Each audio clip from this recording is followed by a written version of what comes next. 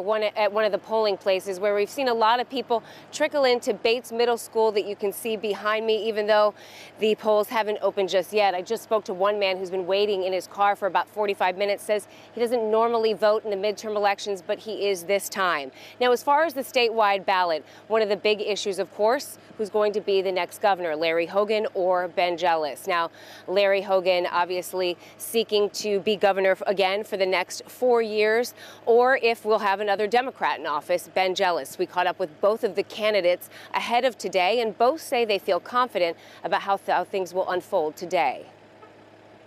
There's twice as many Democrats in Maryland as there are Republicans, but a lot of them are voting for me, so I'm really happy to have them coming out. The people turn out, we win. Larry Hogan only got in office because of low voter turnout.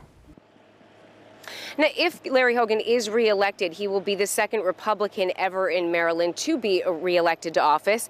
If Ben Jealous is elected, he will be the first African-American governor in the state of Maryland. Now, as far as some of the other issues on the ballot that you will be voting on, of course, Attorney General is on the ballot. That will be Brian Frosh, a Democrat incumbent. He is running against Craig Wolf, a Republican. Comptroller Peter Franchot, also seeking re-election, running against a Republican candidate, Anjali Fukan. And then also the Senate race. This is an interesting one. Ben Cardin has two candidates who he is seeking to beat out. One is Tony Campbell, a Republican. The other, Neil Simon, an independent. And at the bottom of their ballot, there are two issues that you will be asked to vote on. They are constitutional amendments that could be changing the way things are done in the state. The first is question 1. That has to do with the funding from casinos. A vote yes ensures that a portion of casino revenue will be set aside for public education. No opposes the amendment, and whether to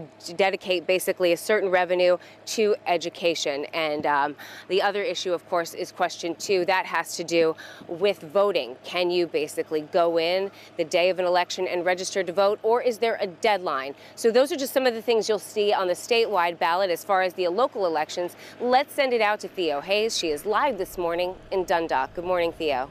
Hey, good morning, Megan. Yeah, here at Dundalk High School, voters beginning to slowly show up. You can see some cars behind me, and a Democratic candidate for Baltimore County, Johnny Olszewski, will be casting his ballot here at about 7 a.m. He is, of course, running against Republican Al Redmer Jr. Other county executive races in our area. Let's go to Anne Arundel County. Republican Steve Shue is running for re-election against Stuart Pittman. Then in Howard County, Republican Alan Kittleman is trying to win re-election against Calvin Ball.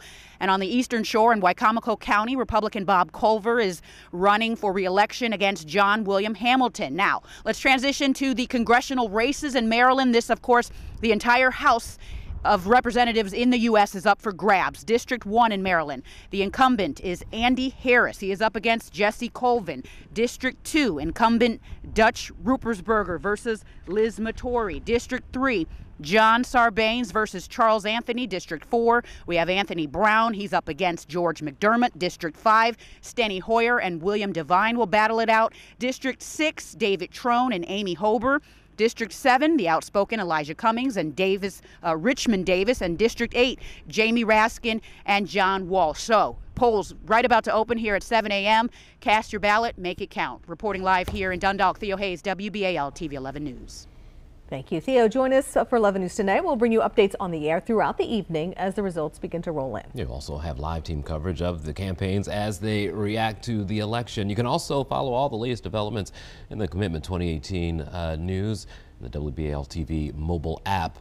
Make sure to turn on those push alerts for late breaking advisories.